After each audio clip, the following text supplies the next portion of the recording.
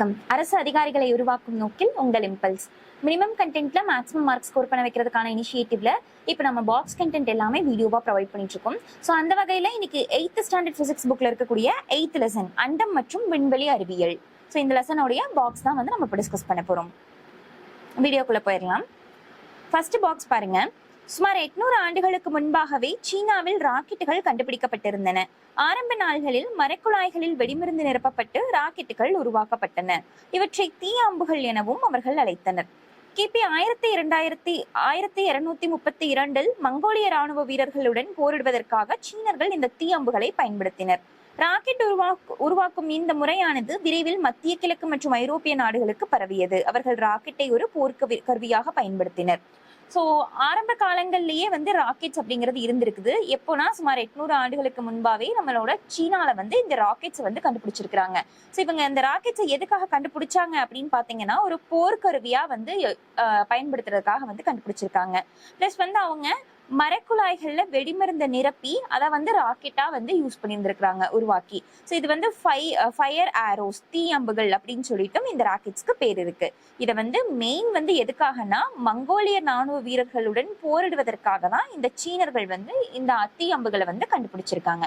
So ஆரம்ப காலகட்டங்கள்ல ராக்கெட்டுகள் அப்படிங்கிறது ஒரு போர்க்கருவியா பயன்படுத்தப்பட்டிருக்கு. அதை முதல்ல கண்டுபிடிச்சவங்க சீனர்கள். அடுத்த பாக்ஸ் பாருங்க. துருவ துணைக்கோள்கள் செலுத்து வாகனம் மற்றும் புவிநிலை துணைக்கோள் செலுத்து வாகனம் ஆகியவை இந்தியாவின் மிகவும் புகழ்பெற்ற ராக்கெட்டுகள் ஆகும்.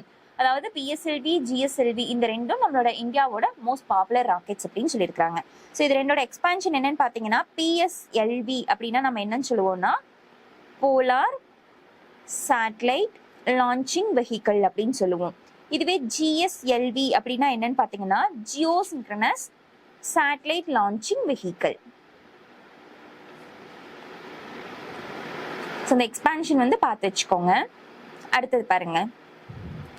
இந்தியா சோவியத் ரஷ்யாவுடன் இணைந்து நடத்திய ஒரு விண்வெளி ஆய்வு திட்டத்தின் மூலம் பஞ்சாப் மாநிலத்தை சேர்ந்த ராகேஷ் சர்மா என்ற விமானி விண்வெளிக்கு செல்ல தேர்வு செய்யப்பட்டார்.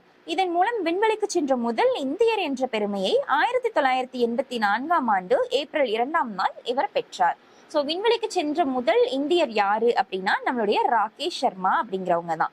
ஸோ இதே மாதிரி நம்மளோட நிலவுக்கு சென்ற முதல் மனிதன் யாரு, இது வந்து நம்ம எல்லாருக்குமே நல்லா தெரியும். யாருன்னா நீல் ஆம்ஸ்ட்ராங். ஸோ இவங்க தான் நிலவுக்கு சென்ற முதல் மனிதர். அடுத்தது பாருங்க. கலாம்ஷாட் என்பது 64 கிராம் மட்டுமே எடை கொண்ட உலகின் மிகச்சிறிய செயற்கைக்கோள் ஆகும். இது தமிழகத்தின் கரூர் நகருக்கு அருகில் உள்ள பள்ளப்பட்டி என்ற சிற்றூரில் ரிபாத் ஷாருக் என்னும் 18 வயது மாணவன் தலைமையில் உயர்நிலை பள்ளி மாணவர்களால் உருவாக்கப்பட்டது. இது 2017 ஆண்டு ஜூன் 22 நாசா விண்வெளி ஆய்வு மையத்திலிருந்து விண்ணில் செலுத்தப்பட்டது. ஸோ இது வரைக்கும் வந்து கண்டுபிடிக்கப்பட்டதிலேயே உலகின் மிகச்சிறிய செயற்கைக்கோள் எதுன்னு பாத்தீங்கன்னா இந்த கலாம்ஷாட் தான். எவ்வளோ எடை அப்படின்னா வெறும் 64 கிராம் மட்டுமே இருந்துச்சு அப்படின்னு சொல்லியிருக்காங்க. இதை கண்டுபிடிச்சது யாரு அப்படின்னு பாத்தீங்கன்னா நம்மளுடைய ரிபாத் ஷாருக் அப்படிங்கிற ஒரு 18 year old பாய் தான் வந்து இதை வந்து வழிநடத்தி கொண்டு வந்து கண்டுபிடிச்சிருக்காங்க. ஸோ 2017 வந்து ஜூன் 22 2017 தான் இதை வந்து லான்ச் பண்ணியிருப்பாங்க. நாசால இருந்து லான்ச் பண்ணியிருக்காங்க. அடுத்தது பாருங்க.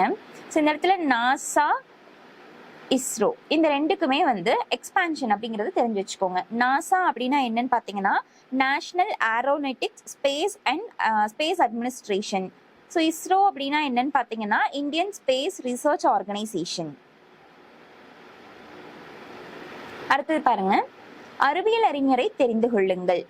முனைவர் மயில்சாமி அண்ணாதுரை கோயம்புத்தூர் மாவட்டம் பொள்ளாச்சிக்கு அருகில் உள்ள கோதாவடி என்னும் சிற்றூரில் 1958 ஆண்டு ஜூலை 2 பிறந்தார். இவர் தன் இளங்கலை பொறியியல் பட்டத்தை கோயம்புத்தூர் அரசு தொழில்நுட்ப கல்லூரியில் பெற்றார். 1982 ஆண்டு PSG தொழில்நுட்ப கல்லூரியில் முதுகலை பட்டம் பெற்றதுடன் அதே ஆண்டில் இந்திய விண்வெளி ஆய்வு மையத்தில் ஆய்வாளராக பணியேற்றார். ஸோ நம்மளோட மயில்சாமி அண்ணாதுரை இருக்காங்க இல்லைங்களா, இவங்க வந்து கோயம்புத்தூர் மாவட்டத்தில் இருக்கக்கூடிய பொள்ளாச்சிக்கு அருகில் இருக்கக்கூடிய கோதாவடி அப்படிங்கிற ஒரு ஊர்ல தான் பிறந்திருப்பாங்க. எப்போனா 1958 ஜூலை 2ல வந்து பிறந்திருக்காங்க.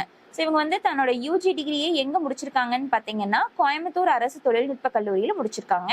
அது முடிச்சதுக்கு அப்புறமா 1982ல பிஎஸ்டி காலேஜ்ல வந்து முதுகலை பட்டமும் வந்து வாங்கியிருக்காங்க.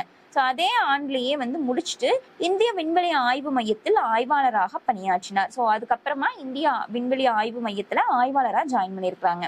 அதுக்கப்புறமா கோயம்புத்தூர்ல அண்ணா தொழில்நுட்ப பல்கலைக்கழகத்திலையும் முனைவர் பட்டத்தை வந்து வாங்கியிருக்காங்க. இவர் செயற்கைக்கோள் துறையில் முன்னணி தொழில்நுட்ப வல்லுநர் ஆவார். இவர் சந்திராயன் 1 திட்ட இயக்குநராக பணியாற்றியுள்ளார்.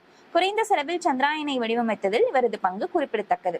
ஸோ சந்திராயன் 1 ஹெட் யாருன்னு பாத்தீங்கன்னா, ப்ராஜெக்ட் டைரக்டர் யாருன்னா நம்மளுடைய மயில்சாமி அண்ணாதுரை அவர்கள் தான். ஸோ அந்த சந்திராயனை வந்து வடிவமைச்சதுல ரொம்ப கம்மியான அளவு செலவுல வந்து இது வந்து இந்த ப்ராஜெக்டை வந்து பண்ணி முடிச்சதோட மொத்த பெருமையும் இவரையே சாரும் அப்படின்னு சொல்லியிருக்காங்க. அடுத்தது பாருங்க, சூரியனிலிருந்து அடுத்த பாக்ஸ். சூரியனிலிருந்து 4வதாக அமைந்துள்ள கோள் செவ்வாய் ஆகும். இதுவே சூரிய குடும்பத்தில் உள்ள 2வது சிறிய கோள் ஆகும்.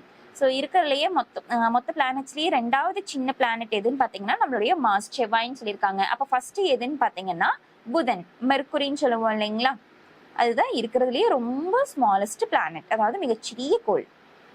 இதன் சிவந்த நிறத்தின் காரணமாக இது சிவப்பு கோள் என்றும் அழைக்கப்படுகிறது. ஸோ ரெட் பிளானட்னா எதுன்னு பாத்தீங்கன்னா நம்மளுடைய மார்ஸ் தான். நம்மளுடைய செவ்வாய் வந்து சிவப்பு கோள் என்றும் அழைக்கப்படுகிறது.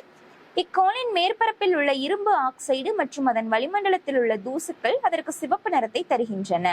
இது தன் அச்சில் 24 மணி 37 நிமிடங்களில் தன்னைத்தானே சுற்றி வருகிறது.